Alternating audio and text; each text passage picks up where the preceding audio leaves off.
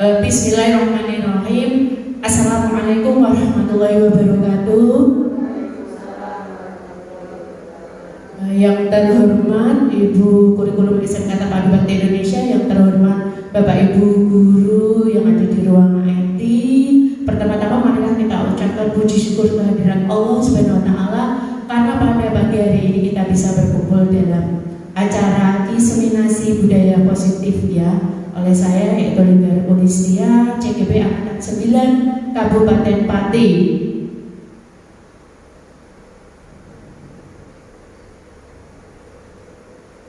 Ya, untuk susunan acara pada pagi hari ini adalah yang pertama adalah pembukaan, doa, menyanyikan lagu Indonesia Raya, sambutan kepala sekolah yang pada hari ini berhalangan hadir dan diwakili oleh Ibu Kurikulum.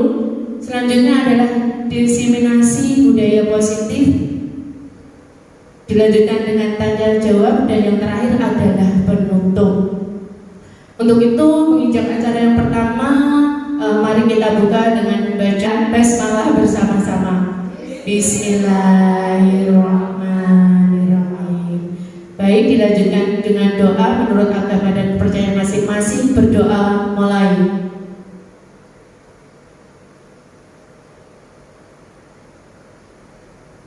Berdoa selesai. Untuk selanjutnya yaitu menyanyikan lagu Indonesia Raya. Bapak dan Ibu guru, kami mohon untuk berdiri.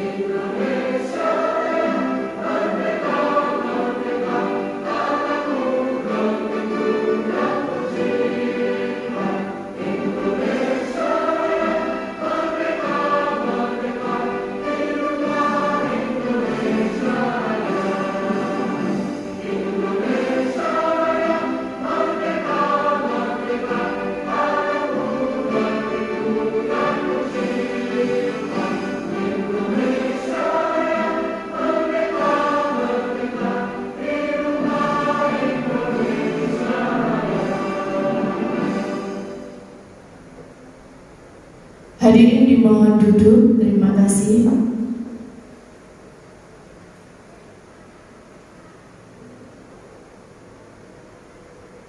Ya, acara selanjutnya yaitu sambutan dari Ibu Kurikulum. Waktu dan tempat kami persilahkan.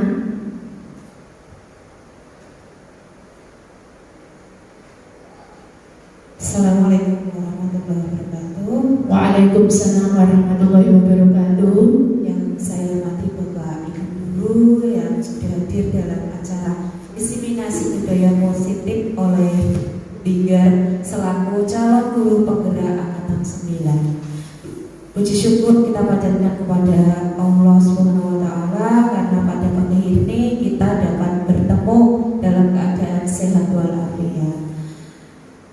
Alhamdulillah pada hari ini diadakan diseminasi budaya positif supaya nanti kedepannya agar dapat diwujudkan atau direalisasikan kepada siswa atau peserta didik kita.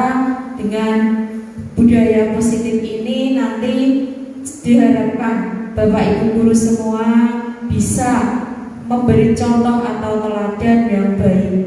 Itu harapannya. Dan semoga dengan adanya kegiatan diseminasi ini nanti membuka wawasan kita akan adanya budaya positif di sekolah. Itu untuk Bu Lingga tetap semangat menjalani guru penggerak, pendidikan guru penggeraknya. Terima kasih. Akhir kalam, wassalamualaikum warahmatullahi wabarakatuh. Waalaikumsalam warahmatullahi wabarakatuh. Terima kasih untuk Ibu Kurikulum. Baik Bapak Ibu ya. Untuk selanjutnya adalah ya ini ya, ke acara itu yaitu diseminasi budaya positif. Ya, sebelumnya ya saya ada pantun seperti biasa ya, biar kita lebih semangat ya. Nanti Bapak Ibu tolong yang merespon cakep deh. Jalan-jalan naik Toyota dari Kodam Dia ke Cikini. Salam bahagia Bapak Ibu semua. Selamat datang di diseminasi. Tepuk tangannya dong. Ya, ada filosofinya Bapak Ibu ya. Jadi lagunya adalah Cikini ke Kodam Dia. Kasihan Kodam Dianya itu overload population ya, makanya saya balik ya. Jadi biar yang di Kodam Dia itu kembali ke Cikini, itu nih Bapak Ibu. Lah nggak balik-balik deh ya. Baik, di sini adalah judulnya adalah diseminasi budaya positif. Mungkin Bapak Ibu ada yang sudah sebelumnya saya ucapkan ya. Jadi di sini tujuannya adalah saya akan membagikan pengalaman saya selama saya belajar di JGP selama 2 bulan lebih ini ya. Dan mohon maaf tujuannya di sini saya bukan menggurui Bapak Ibu guru semua. Saya yakin panjenengan lebih expert, lebih bisa ya. Jadi di sini tujuannya adalah belajar bersama agar materi-materi yang ada atau poin-poin penting yang ada bisa kita manfaatkan, bisa kita terapkan secara konsisten dan berkelanjutan. Oke, baik Bapak Ibu, jadi ada yang mungkin tahu budaya positif itu apa? Monggo bisa direspon. Ada yang sudah tahu budaya positif niku napa nggih? Oke, baik Bu Mulia, monggo. Budaya positif menurut saya adalah kebiasaan yang dilakukan di dalam dunia pendidikan yang menimbulkan dampak yang lebih baik lagi. Mungkin seperti itu. Oke, baik, luar biasa sekali ya. Terima kasih. Oke, baik Bapak Ibu ya. Ya, jadi di sini ya mungkin apa sih diseminasi itu ya? Yang tujuannya adalah di sini poin intinya adalah penyebaran ya. Kenapa ini saya perlu tampilkan? Karena di sini adalah ada tujuan. Jadi diseminasi itu adalah suatu kegiatan yang ditujukan kepada kelompok target atau individu agar mereka memperoleh informasi ya. Jadi timbul kesadaran untuk menerima dan akhirnya memanfaatkan informasi tersebut ya. Jadi terus budaya positif adalah sikap, nilai, kepercayaan dan praktik-praktik menciptakan lingkungan yang mendukung dan memotivasi orang untuk berkembang dan berkontribusi secara positif. Ya, jadi hal ini dapat dibentuk dalam keluarga, sekolah, organisasi, tempat kerja ataupun komunitas. Ya, jadi laris banget yang disampaikan oleh Bu Kurikulum bahwasanya membentuk kebiasaan yang baik, kebiasaan yang positif. Ya karena kita ranahnya adalah pendidik, ya tentu kontribusinya tepat adalah di sekolah.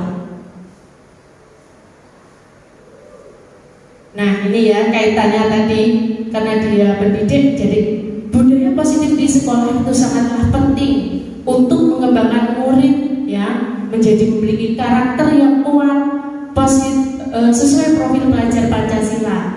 Dengan membangun budaya positif di sekolah dapat menyediakan lingkungan yang positif, aman, nyaman agar siswa mampu berpikir, bertindak dan mencipta dengan mereka secara mandiri dan bertanggung jawab. Lalu kenapa? Sebenarnya gini ya Bapak Ibu, kalau kita telaah budaya positif ini sebenarnya sudah ada sejak dulu ya dimanapun itu, khususnya kita adalah di sekolah. Namun budaya positif ini dipertebar atau lebih diupayakan karena adanya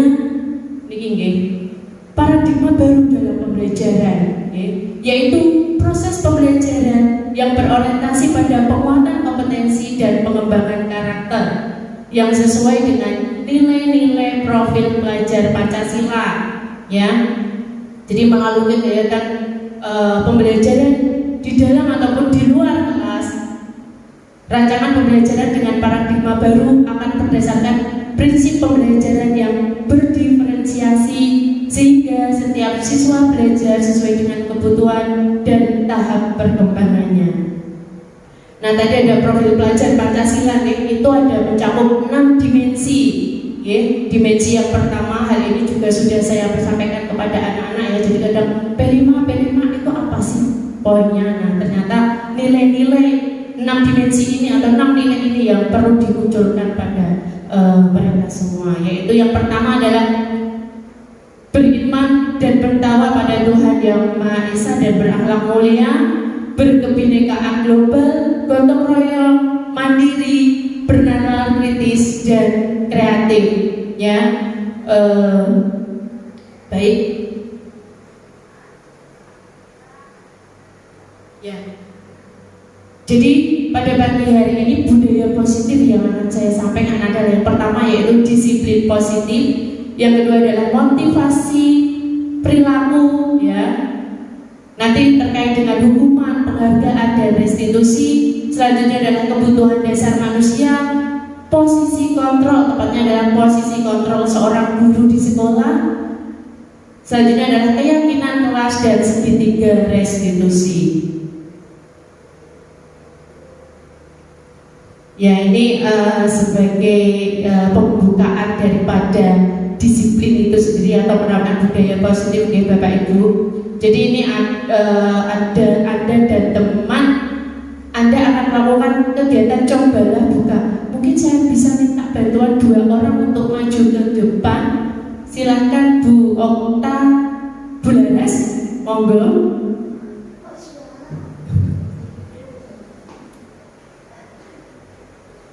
Jadi ilustrasinya gini ya, Bu Okta, Bu Laras ya Bu Laras.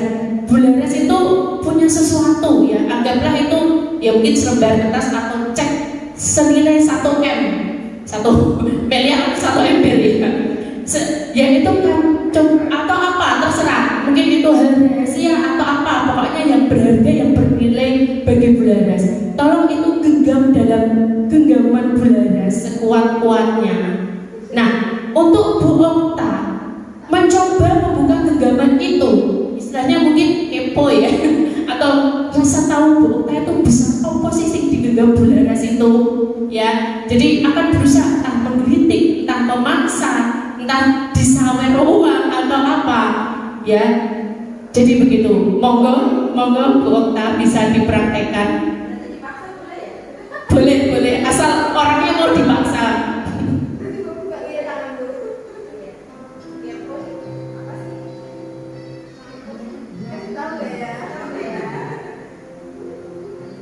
Wah, nggak boleh itu. Dikit-dikit aja Bu, digelitik aja. Oke, digelitik aja. Oh, ternyata nggak bisa. Ternyata Bu Laras tetap bertahan pada kempalan tangannya. Jadi berharga sekali. Terus gini aja Bu Okta.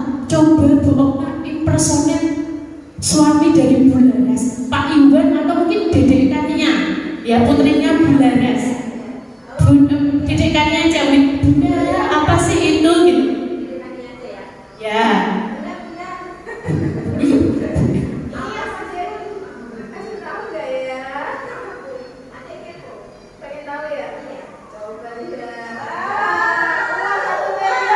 Yeay, shopping dong langsung.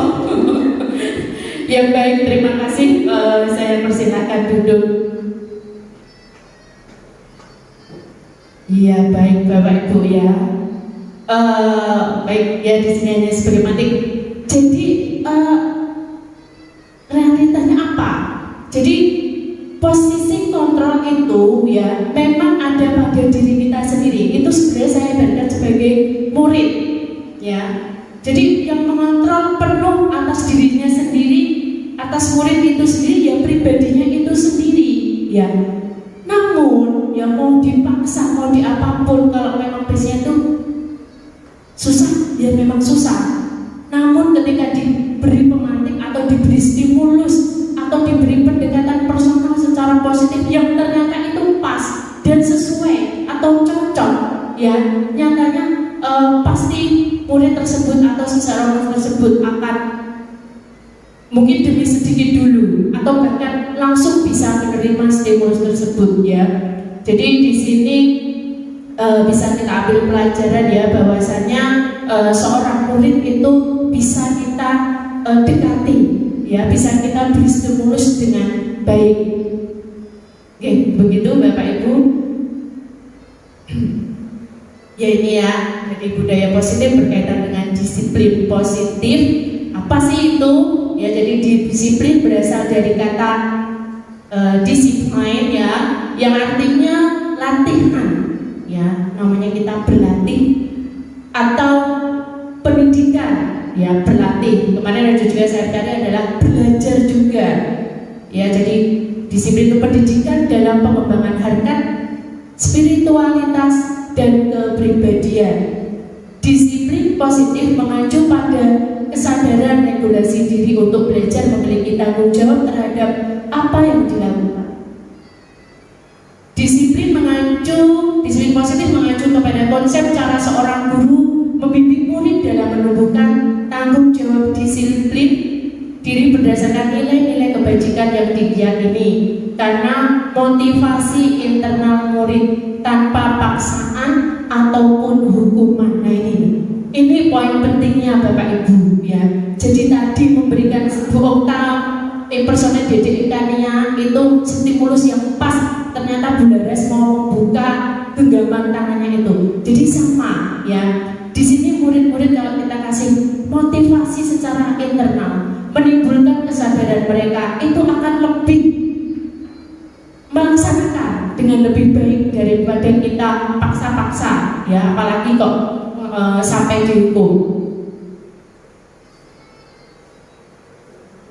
Nah ini ya, jadi selanjutnya adalah miskonsepsi teori kontrol, ya, miskonsepsi.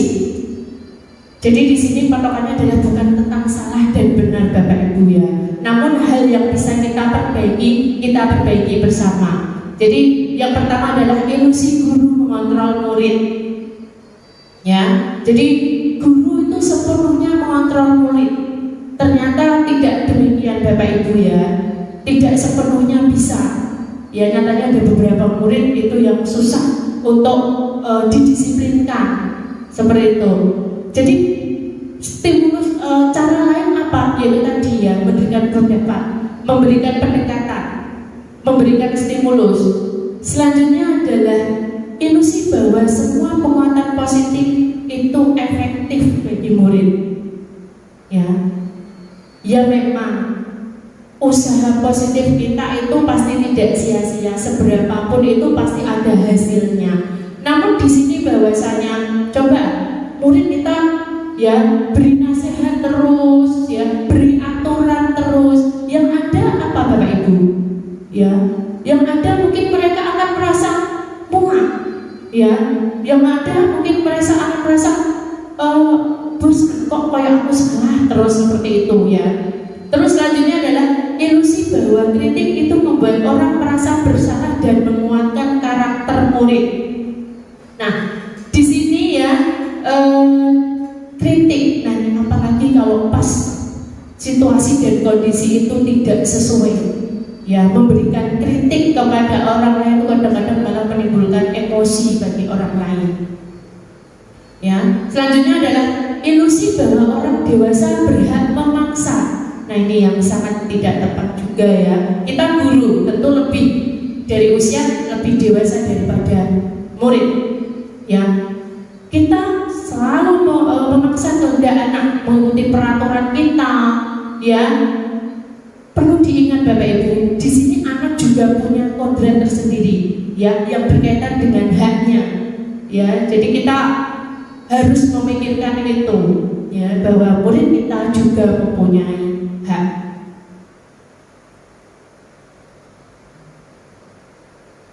Ya, baik, ya. Selanjutnya ada motivasi perilaku, ya ini dari Dan Gosen ya, Restructuring School Discipline. Yang pertama adalah, jadi saya yakin ya murid-murid kita itu dalam melakukan sesuatu itu pasti ada alasannya. Ya, yang pertama untuk menghindari ketidaknyamanan atau hukuman. Yang kedua adalah untuk mendapatkan imbalan atau penghargaan dari orang lain. Ya, yang ketiga adalah untuk menjadi orang yang mereka inginkan dan menghargai diri sendiri dengan nilai-nilai yang mereka percaya. Ya, di sini ya, jadi menghindari ketidaknyamanan. Jadi ibaratnya biasanya itu ada aturan dulu, ya, ada aturan dulu. Ya misalnya ada anak datang terlambat. Karena apa ya? Karena aturannya masuk jam 7 kurang 10 misalnya, kurang 10 menit itu harus sudah berada di lingkungan sekolah. Ya, jadi ya udah motivasinya itu, ya, jadi untuk menghindari hukuman. Yang kedua adalah, nah ini apalagi ya, untuk mendapatkan imbalan atau penghargaan. Jadi sering ya Bapak Ibu, makanya dulu kita sering mendengar ada yang namanya adalah reward and punishment, ya. Jadi yang berhasil atau yang berprestasi kita kasih penghargaan, ya. Yang salah ya kita kasih sanksi atau hukuman. Ya dulu di kurikulum berapa kita pernah menganut itu ya, tapi nyatanya itu kurang tepat Bapak Ibu ya. Makanya di sini nanti kita menemukan sesuatu yang lebih tepat ya nanti di akhir. Ya ini untuk mendapatkan imbalan ya, jadi motivasi anak itu ranking 1. Nah, itu cuma biasanya guru A, misalnya Bu Mulia ya dalam pelajarannya, anak yang mendapatkan nilai aja lah ya, nilai 100 atau nilai 95, nah, akan diberi 1 pak buku tulis misalnya. Ya, jadi motivasinya anak ya cukup terbatas itu. Ya, jadi poin 1 dan poin 2 itu adalah motivasi eksternal dari luar. Nah, ini yang ketiga adalah jadi dia menginginkan atau menghargai dirinya sendiri atas nilai-nilai yang mereka percaya. Nah, ini yang dimaksudkan adalah menimbulkan kesadaran. Ya, selanjutnya adalah ini ya terkait dengan apa yang telah kita laksanakan mungkin di sekolah, yaitu hukuman, konsekuensi dan restitusi. Ya, yang pertama adalah hukuman. Hukuman itu tidak terencana, murid tidak dilibatkan, bersifat satu arah, bisa berupa hukuman psikis ataupun fisik. Benar nggak Bapak Ibu? Kadang-kadang kita menghukum murid itu jelas nggak ya? Murid yang terlambat bisa jadi ya, gini mungkin bisa jadi murid yang terlambat akan saya hukum lari 5 kali mengelilingi lapangan. Mungkin Bu Laras gimana kalau mungkin ketemu anak telat dan menghukumnya bagaimana?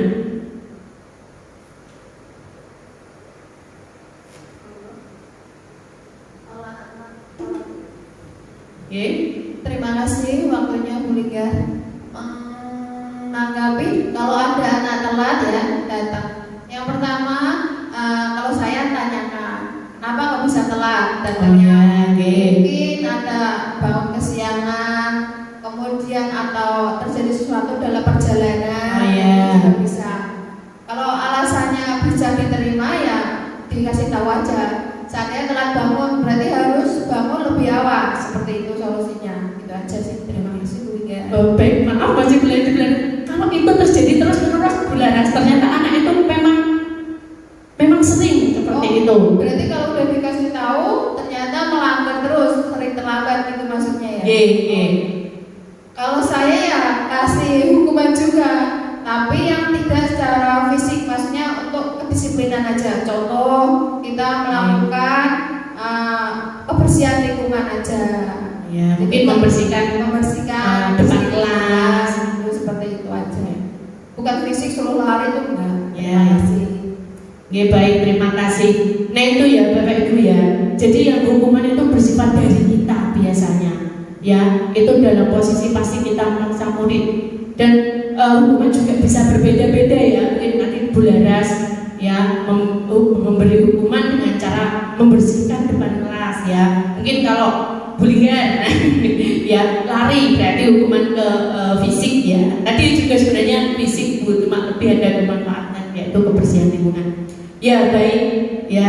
Jadi itu Bapak Ibu, jadi hukuman adalah sifatnya memaksa bagi murid ya. Murid tentu dengan berat hati melakukannya. Selanjutnya adalah konsekuensi ya. Jadi konsekuensi itu adalah terencana, telah disepakati ya. Murid itu dibuat tidak nyaman dan posisi guru juga sebagai pemantau selalu memonitor murid ya. Jadi konsekuensi itu berarti kesepakatan atau peraturannya itu sudah ada ya. Sebagai contoh mungkin Bu Mulia bisa memberikan contoh terkait dengan konsekuensi. Ya, kalau konsekuensi di sini kan terencana dan telah disepakati ya.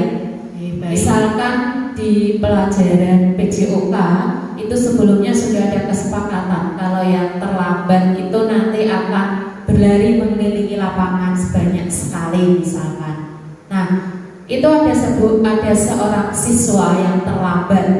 Misalkan katakanlah si A, dia terlambat 10 menit. Jadi anaknya harus mendapatkan konsekuensi yaitu berlari 1 kali putaran di lapangan. Itu konsekuensi menurut saya. Terima kasih. Ya baik ya, terima kasih sekali Bu Mulia atas paparan contohnya. Jadi itu Bapak Ibu, jadi konsekuensi itu memang sudah disepakati bersama dan ya kalau ada yang melanggar ya berarti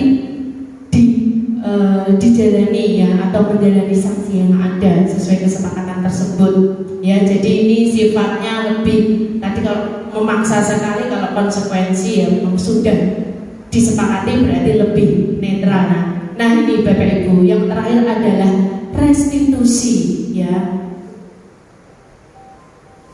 yaitu proses menciptakan kondisi murid untuk memperbaiki kesalahannya ya dan mencari solusi atas kesalahannya tersebut. Nah ini tadi jadi apa yang saya katakan tadi, jadi dulu kalau ada reward and punishment ya, ternyata di sini adalah ada cara terbaik untuk menyelesaikan masalah murid Bapak Ibu, yaitu dengan restitusi ya. Jadi kita itu menimbulkan ya, memunculkan kesadaran murid itu sendiri atau motivasi intrinsik murid itu sendiri ya. Tentu langkah-langkahnya nanti akan kita pelajari. Oke ya, ini poin tabel hukuman konsekuensi restitusi yang telah saya resum seperti tadi Bapak Ibu. Nah, selanjutnya adalah kebutuhan dasar ya. Bapak Ibu pasti punya kebutuhan dasar ya. Pak Ahmad punya kebutuhan dasar. Apa Pak? Kira-kira apa kebutuhan dasar jenengan?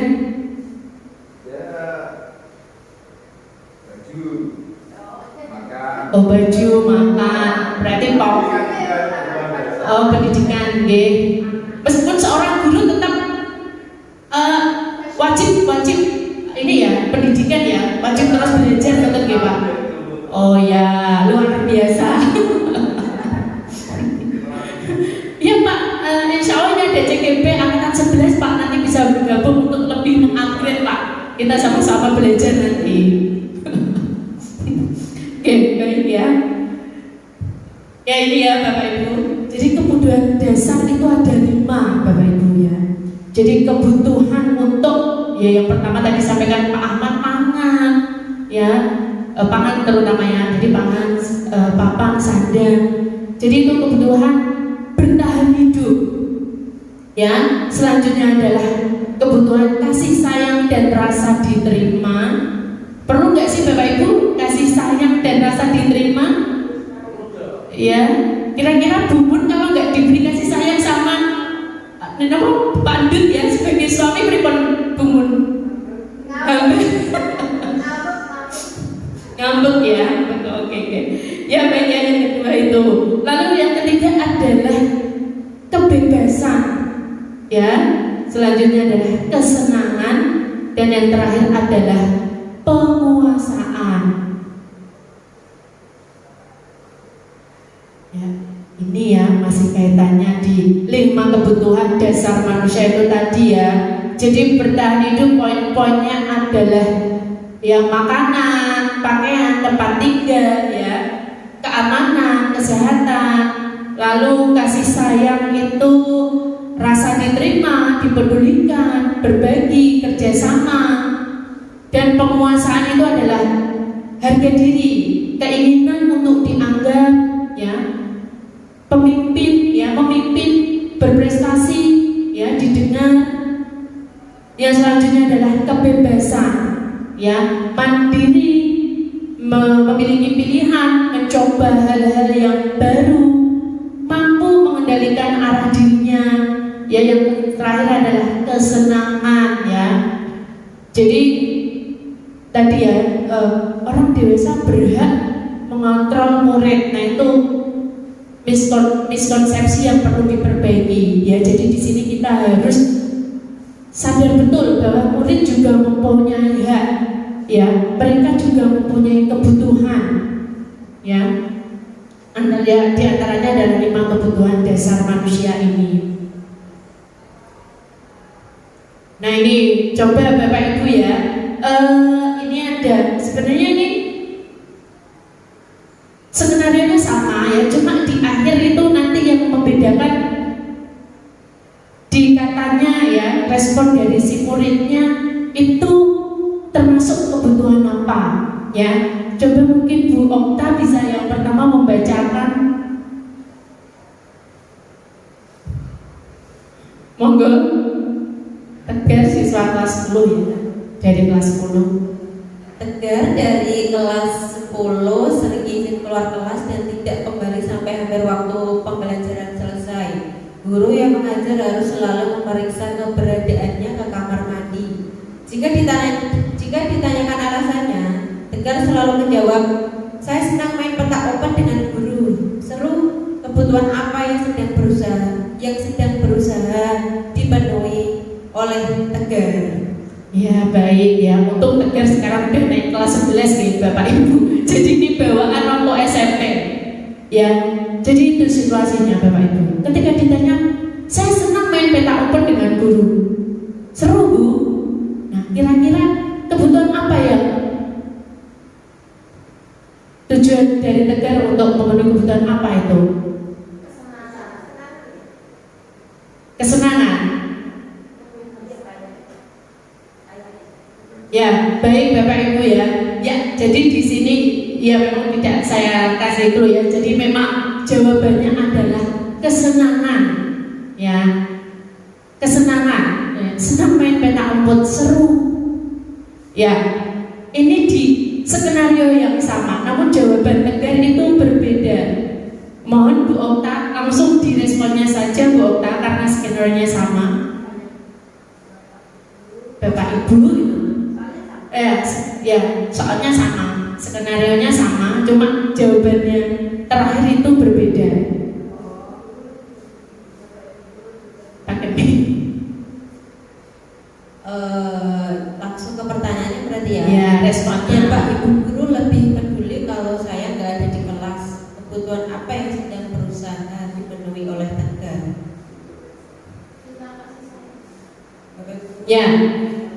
Ya, jadi kalau ditanya tuh, Bapak Ibu guru itu lebih peduli kalau saya nggak ada di kelas. Kan dicari nih ceritanya, dicari. Bapak Ibu guru tuh lebih peduli kalau saya nggak ada di kelas. Ya, jadi kebutuhan apa yang sedang berusaha dipenuhi oleh Tegar?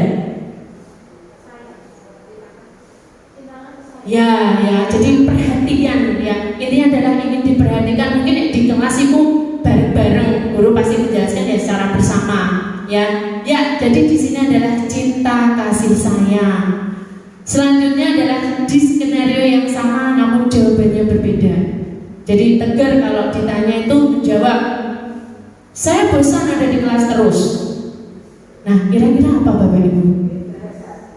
Ya, tepat sekali ya. Jadi Tegar itu butuh kebebasan, bosan dia di kelas. ya. Bosan itu mungkin karena faktor dari pembelajarannya yang cenderung monoton, ya, tidak variasi, ya, atau memang anaknya itu lagi ya bosan seperti itu. Nah, yang terakhir masih di skala yang sama, ya.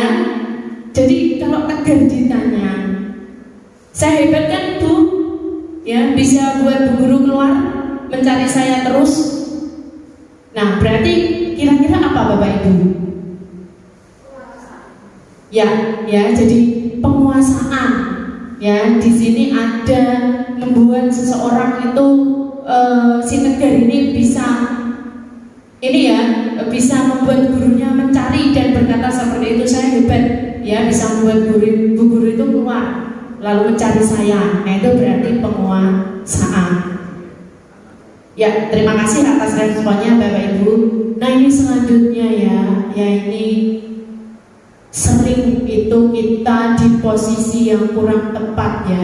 Jadi posisi kontrol guru, ya, yaitu sebagai penghukum, pembuat rasa bersalah, teman, pemantau, dan manajer. Ya, apa sih itu maksudnya Bapak Ibu? Ya, jadi ini tabel yang kami pelajari di pendidikan guru penggerak, ya, yang tentu saja sudah saya konkretkan atau resumkan seperti contoh berikut ini. Jadi ini ada kasus Bapak Ibu, ya. Seorang murid tidak memakai atribut lengkap saat upacara bendera, ya, mungkin salah satu tidak pakai topi yang jelas-jelas kelihatan, ya, entah lupa atau bagaimana. Nah, posisi kontrol kalau kita sebagai penghukum, ya, contohnya adalah misalnya pergi sana, hormat bendera selama 1 jam, ya. Jadi setelah upacara, ya, tidak peduli dengan pembelajaran berikutnya, langsung diminta hormat selama 1 jam. Terus yang selanjutnya adalah membuat rasa bersalah. Berapa kali saya harus mengingatkan kamu, saya kecewa dengan kamu. Oke, jadi membuat anak itu bersalah, nantinya anak adalah tidak nyaman. Lalu sebagai teman, baik, kali ini saya maafkan, tapi jangan diulangi, ya. Tolong lakukan demi saya, atau tolong lakukan demi Bu Lingga, tolong lakukan demi Pak Sidik, nah, misalnya. Baik, selanjutnya adalah pemantau. Kamu tahu konsekuensi melanggar peraturan, kan? Setelah upacara kamu beli atribut di koperasi, ya, saya periksa lagi nanti, ya. Pemantau itu bisa, ya, ini dikaitkan dengan peraturan yang sudah ada, ya. Jadi biasanya menerapkan konsekuensi yang sudah ada Bapak Ibu. Nah, kalau ini yang terakhir adalah sebagai manajer, kamu sudah tahu apa kesalahanmu, kan? Kira-kira apa yang bisa kamu lakukan untuk memperbaiki ini?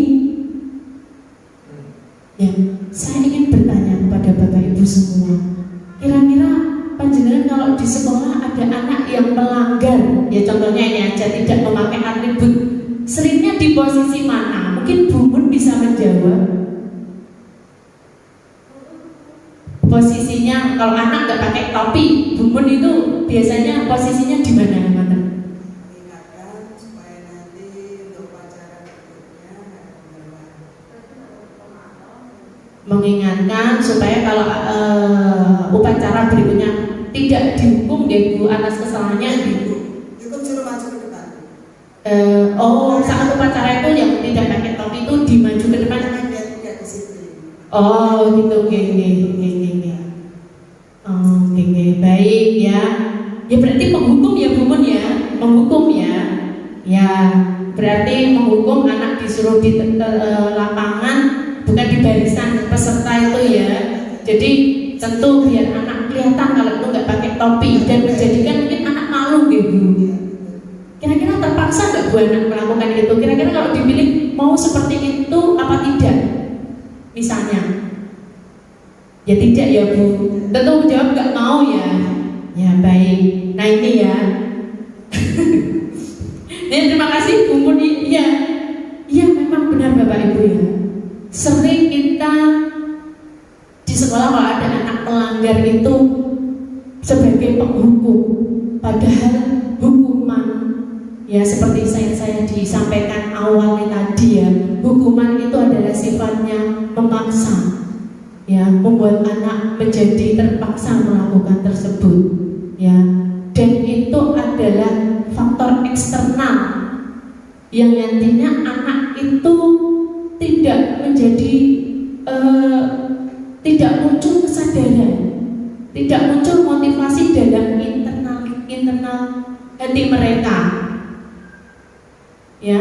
Jadi gini, besok kalau saya harus pakai topi berarti takut akan hukuman, nanti ketemu bumbun lagi disuruh di tengah lapangan, nah, saya harus pakai topi seperti itu. Ya baik Bapak Ibu, jadi di sini saya memetik materi. Jadi posisi kontrol yang terbaik sebagai guru dalam menindaki pelanggaran siswa itu adalah sebagai manajer Bapak Ibu. Manajer pokoknya di perusahaan baik. Ya memang benar ya. Jadi sebagai manajer itu guru berbuat sesuatu bersama murid, mempersiapkan murid, mempertanggungjawabkan perilakunya, dan mendukung murid agar dapat menemukan solusi atas permasalahannya sendiri. Ya, jadi bareng-bareng menemukan solusi, anak dipancing untuk anak dijadikan tenang dulu, ya, mencari solusi bersama, ya meskipun itu jawaban dari anak itu sendiri. Ya, posisi manajer juga mengacu pada restitusi yang dapat menjadikan murid sebagai manajer bagi dirinya sendiri, sehingga tercipta identitas positif atau berhasil pada diri murid. Itu tadi ya, seperti yang saya sampaikan, restitusi adalah memunculkan nilai-nilai menghargai dirinya sendiri, ya, memunculkan motivasi internal atau motivasi intrinsik dalam dirinya sendiri, ya. Ya, itu tadi ya. Jadi posisi terbaik kita dalam sekolah adalah sebagai manajer. Selanjutnya adalah, nah ini, keyakinan sekolah atau keyakinan kelas. Ini kenapa sih kok sekarang muncul keyakinan ya? Jadi di sini keyakinan itu adalah mungkin yang seperti kita ini adalah kesepakatan ya yang lebih baik. Sejarah dari kesepakatan itu adalah peraturan Bapak Ibu ya. Yang mana peraturan dulu ya, kita misalnya gini, di awal tahun pembelajaran pasti kita punya yang namanya kontrak belajar ya. Biasanya kontrak belajar itu dari mana? Yang buat siapa? Apakah murid dan guru? Kontrak belajar yang terkaitan dengan peraturan biasanya mana dari guru langsung ya? Langsung ini misalnya Bularas ya, awal pembelajaran DTK, Bularas punya peraturan ini atau kontrak belajar ini yang isinya peraturan anak itu yang membuat dari Bularas sendiri. Apakah sebelumnya ada diskusi dengan murid? Dari saya kemudian disampaikan ke kelas apakah mereka setuju, kalau setuju ya. Oh ya baik, berarti sudah muncul ya, awalnya berarti paparan dari Bularas ya. Oke baik ya. Jadi itu kenapa sekarang keyakinan ya, keyakinan adalah lebih intens daripada kesepakatan ya.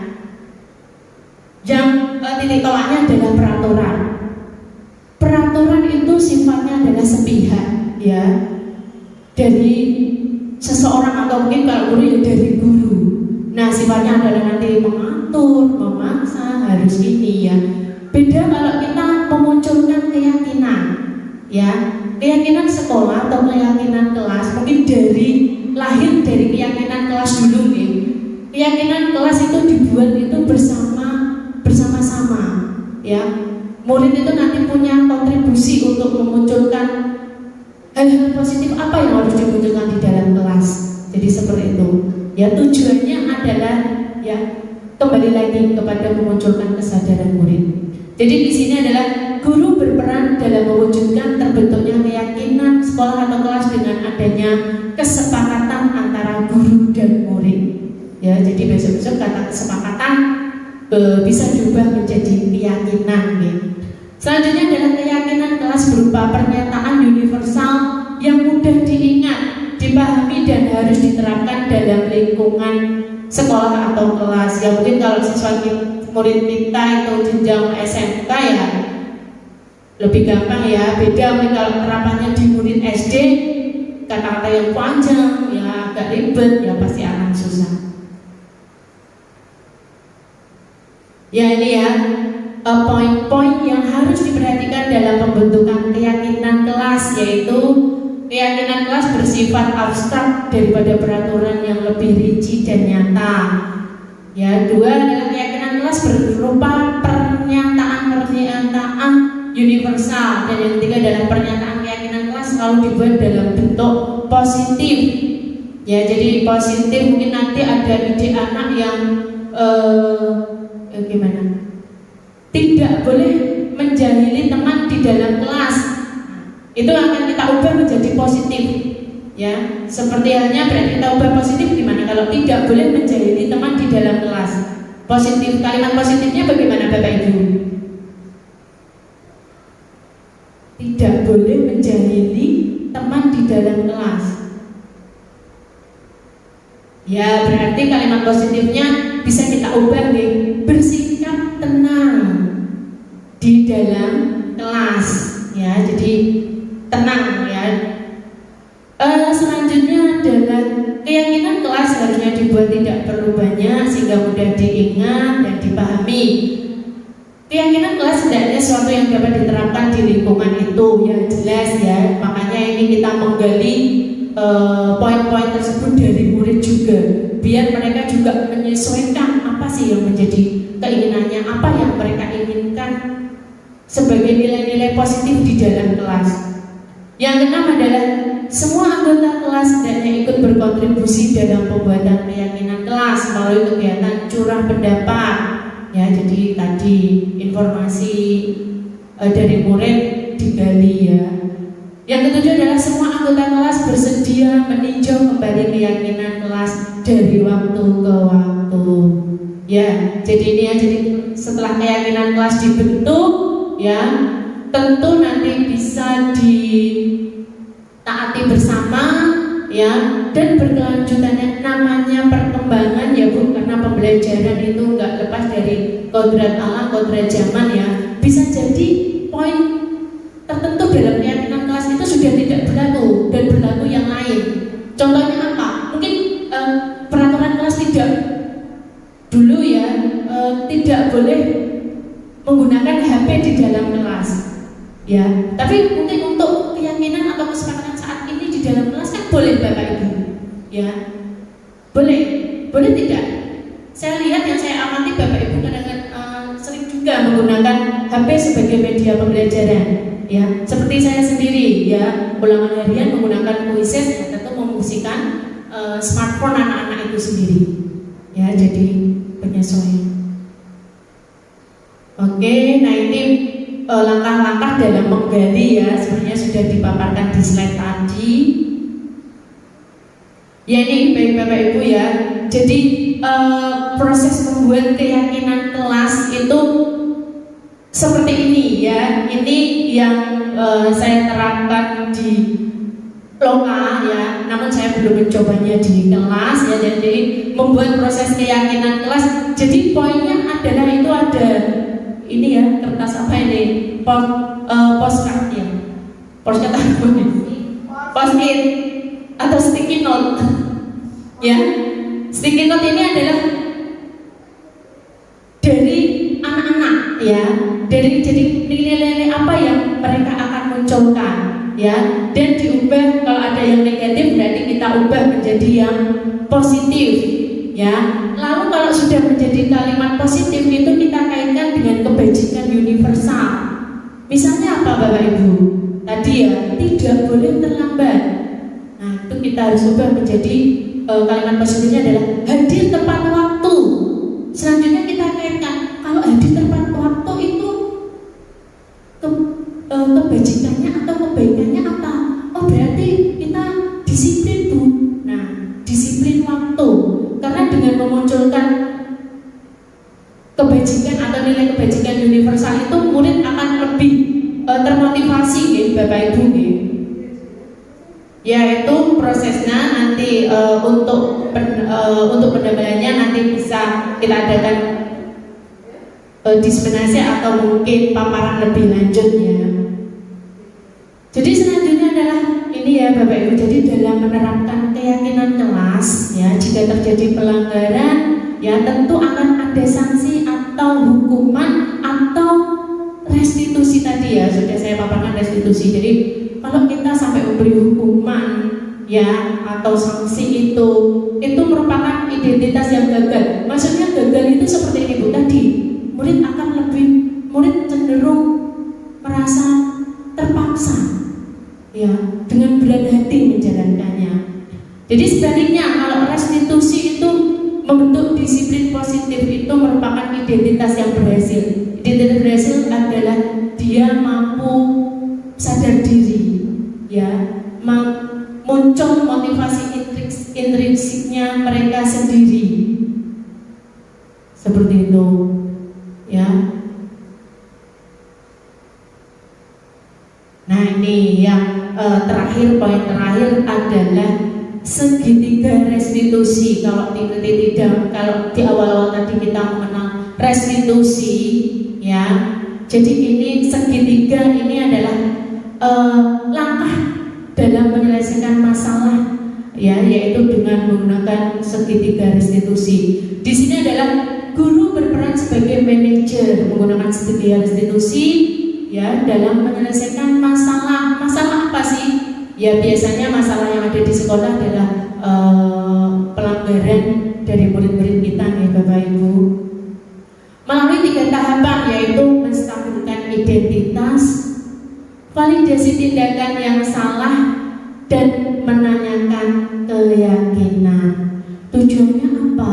Ya, tujuannya adalah ya murid itu jadi mandiri ya, bertanggung jawab atas kesalahannya itu ya, bisa memotivasi dirinya itu untuk nanti kedepannya tidak mengulangi pelanggaran tersebut ya. Nah ini kok disebut segitiga, jadi ini ya menstabilkan identitas. Menstabilkan identitas itu adalah tujuannya untuk membuat anak itu merasa nyaman dulu ya. Membuat biasanya anak kalau melanggar itu diem jenuntut itu malah nangis ya. Kita sih memang kondisional nih Bapak Ibu ya, anak juga punya kodratnya masing-masing ya. Ada anak yang diingatkan atau dipanggil itu malah marah atau bagaimana. Jadi tujuannya itu menstabilkan identitas adalah membuat anak merasa nyaman dulu. Yang kedua adalah validasi tindakan yang salah.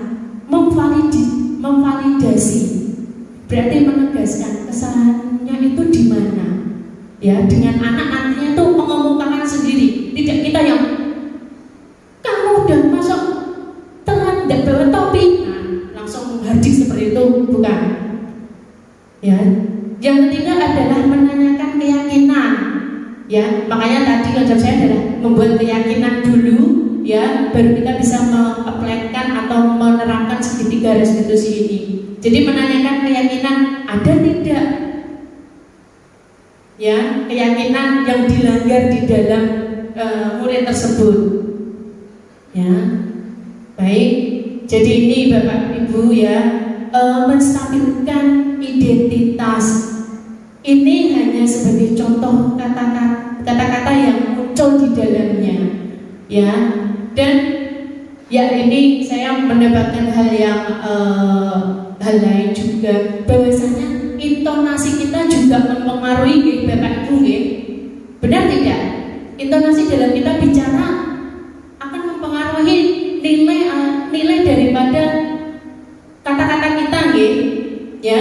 Jadi dengan menggunakan segitiga restitusi ini yang diupayakan kita secara baik ya, secara baik saja, bukan tidak menyalahkan. Jadi ya ini bisa dengan identitas dengan kata-kata ya, berbuat salah itu tidak apa-apa.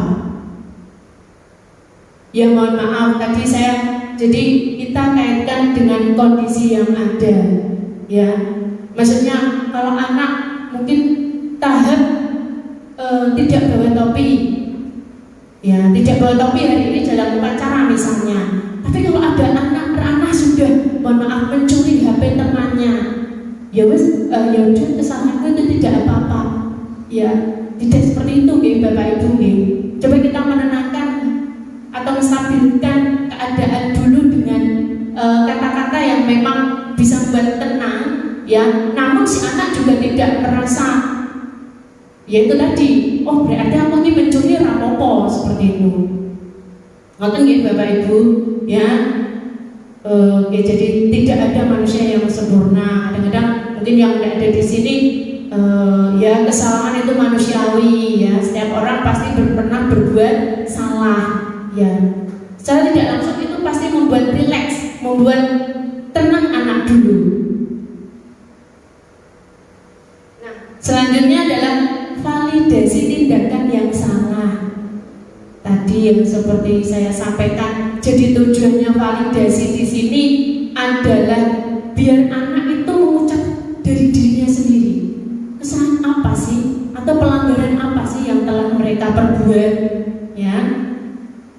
Ya mungkin kita dengan tanya alasan ya, tanya alasannya dulu, kenapa sih kok hari ini kamu bisa sampai terlambat ya.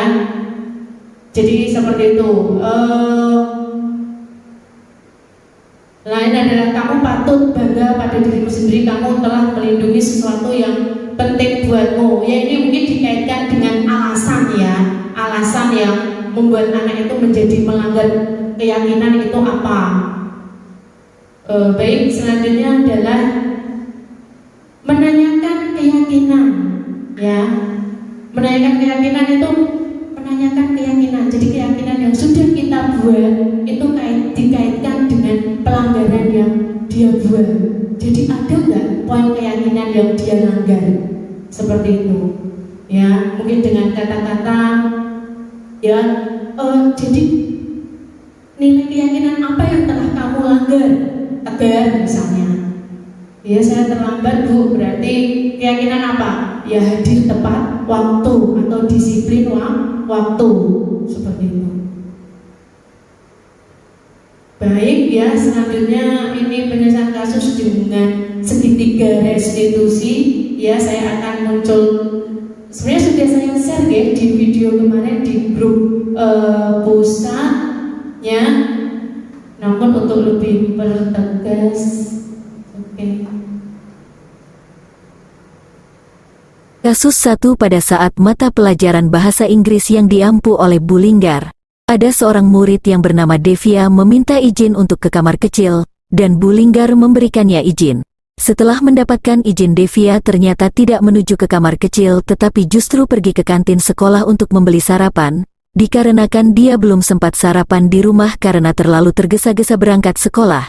Sampai pelajaran bahasa Inggris selesai, Devia tidak kunjung kembali ke kelas. Tentu hal ini membuat Bu Linggar merasa cemas. Akhirnya Bu Linggar berinisiasi mencari Devia di kamar kecil dan ternyata di sana tidak menemukan siapapun. Lalu Bu Linggar berusaha mencari Devia di tempat lain, hingga akhirnya menemukan Devia di kantin sekolah sedang menikmati sarapannya.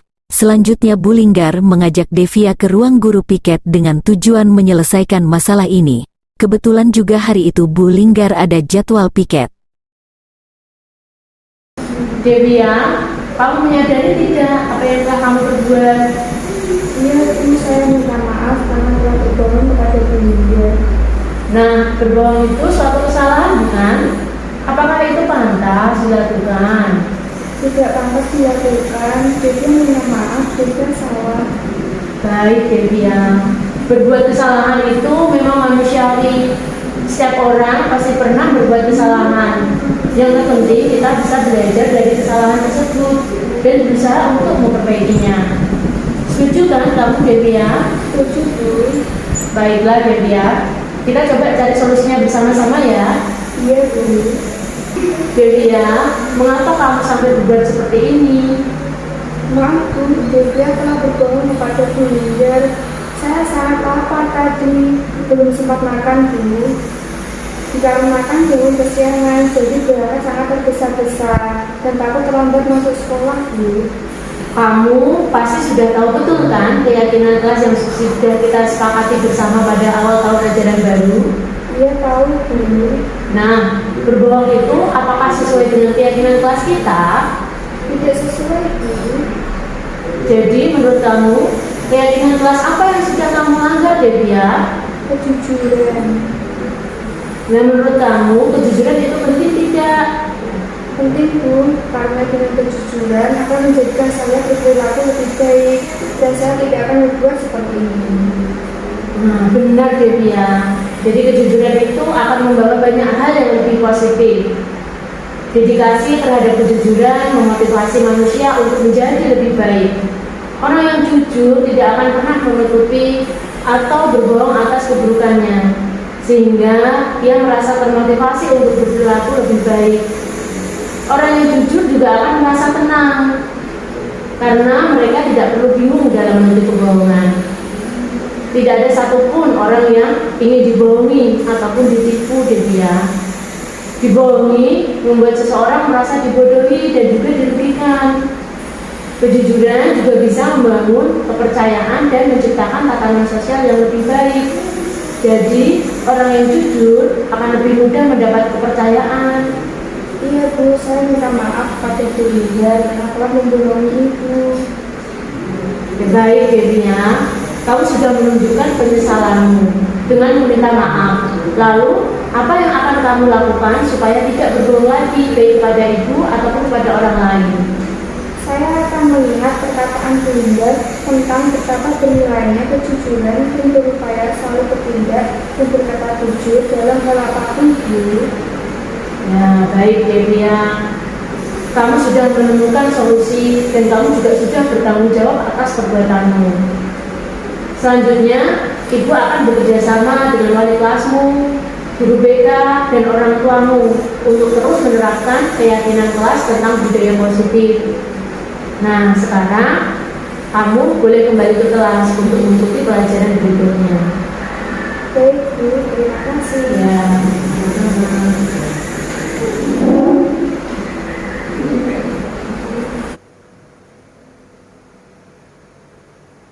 Ya. Ya ini ya, kita sudah berada di sesi akhir ya.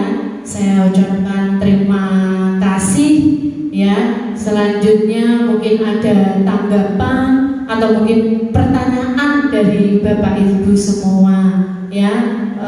Tapi namun karena waktunya terbatas mungkin hanya 1 atau 2 gitu. Monggo Bapak Ibu apabila ada ingin ada umpan balik atau mungkin masukan lagi atau mungkin pertanyaan dari Bapak Ibu semua, monggo waktu kami persilahkan.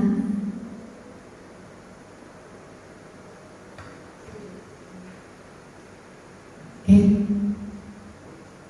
Sudah ya namanya Bu Mulia ini memberi tanggapan.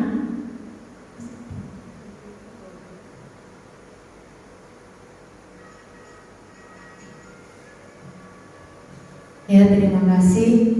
Di sini tadi sudah dipaparkan tentang diseminasi akan budaya positif.